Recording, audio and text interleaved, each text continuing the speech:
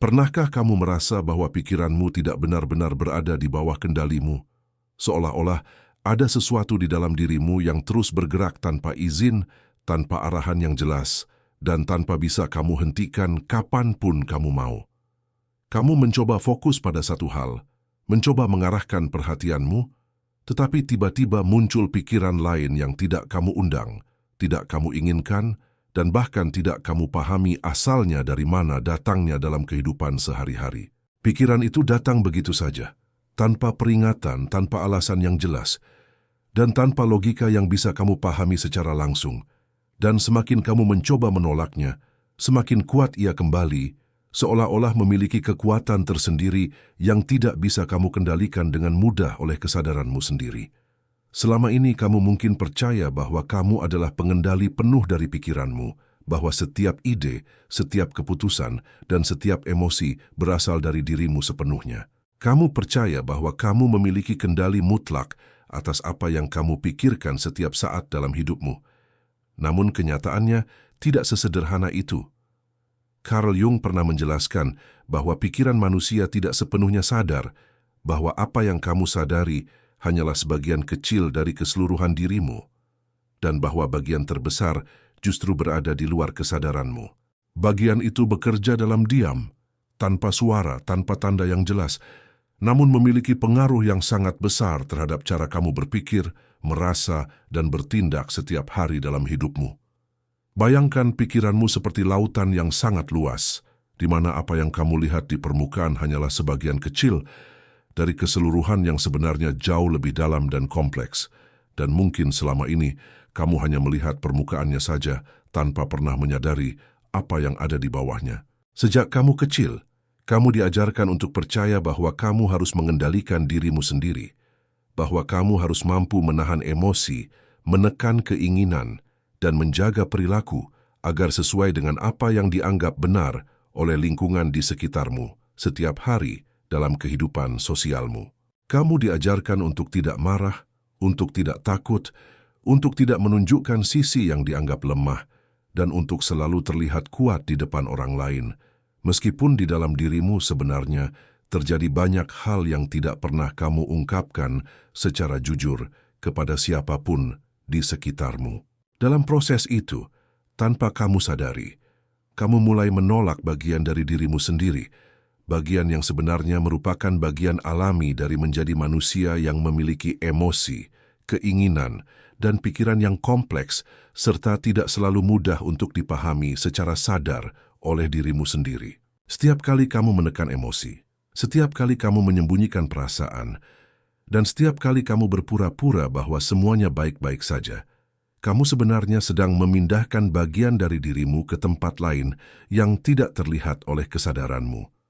Tempat itu adalah alam bawah sadar. Carl Jung menjelaskan bahwa alam bawah sadar bukanlah tempat yang pasif, melainkan tempat yang aktif dan terus bekerja mempengaruhi hidupmu tanpa kamu sadari, bahkan dalam hal-hal kecil yang kamu anggap tidak penting sekalipun. Dan selama kamu tidak menyadari keberadaan bagian ini, kamu tidak akan pernah benar-benar mengendalikan pikiranmu secara utuh.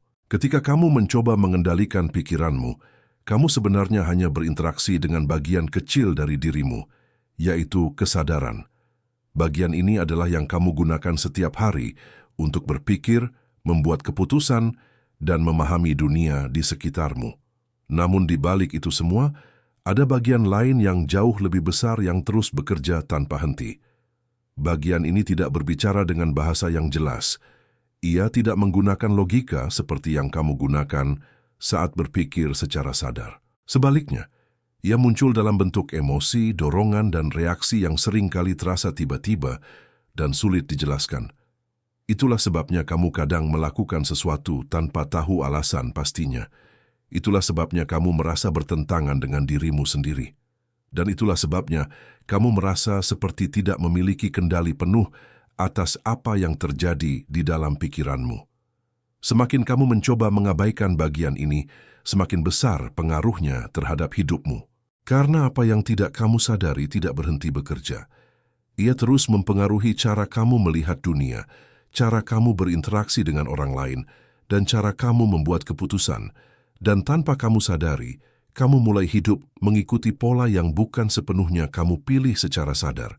Bayangkan jika sebagian besar dari pikiranmu tidak benar-benar berada di bawah kendalimu. Bayangkan jika banyak dari keputusan yang kamu ambil setiap hari sebenarnya dipengaruhi oleh sesuatu yang tidak kamu sadari sepenuhnya. Ini mungkin terdengar menakutkan, namun di dalamnya terdapat sebuah peluang yang besar. Ketika kamu mulai menyadari bahwa kamu tidak sepenuhnya mengendalikan pikiranmu, kamu mulai melihat pola. Kamu mulai memahami bahwa ada mekanisme di dalam dirimu yang bekerja secara otomatis, membentuk kebiasaan, reaksi, dan keputusan tanpa kamu sadari. Dan ketika kamu mulai melihat pola tersebut, kamu mulai memiliki kesempatan untuk mengubahnya. Kesadaran adalah langkah pertama menuju kendali yang sebenarnya. Mengendalikan pikiran bukan berarti menghentikan semua pikiran yang muncul. Itu bukan sesuatu yang realistis. Pikiran akan selalu bergerak, selalu berubah, dan selalu menghasilkan sesuatu yang baru. Yang bisa kamu lakukan adalah memahami dari mana pikiran itu berasal. Memahami mengapa pikiran tertentu muncul pada saat tertentu. Ketika kamu mulai melihat pola di balik pikiranmu, kamu mulai mendapatkan kendali yang sebenarnya. Bukan kendali yang memaksa, tetapi kendali yang berasal dari pemahaman. Dan dari situlah perubahan dimulai. Pada akhirnya, kamu tidak harus mengendalikan semuanya. Kamu tidak harus melawan setiap pikiran yang muncul di dalam dirimu. Yang kamu butuhkan adalah memahami dirimu sendiri.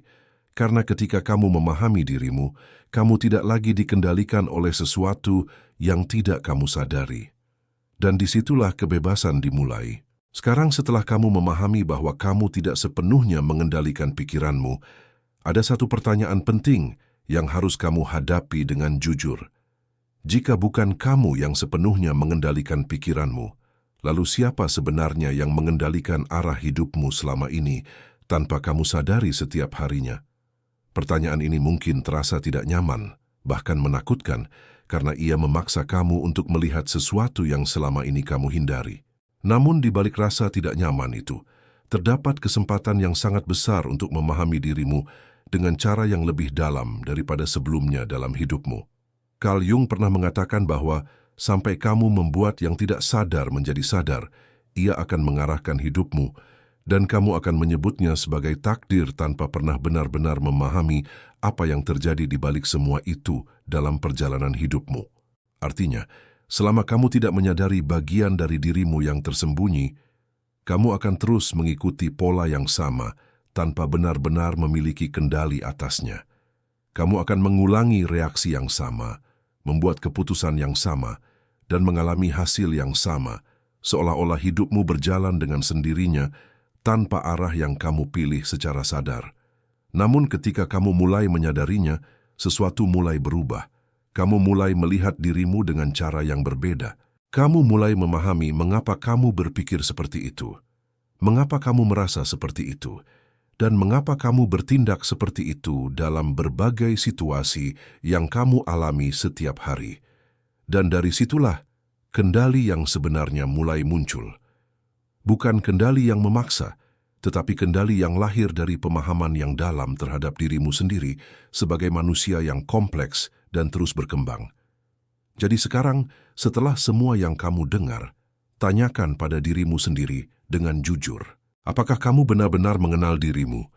Atau kamu hanya mengenal bagian kecil yang selama ini terlihat di permukaan saja?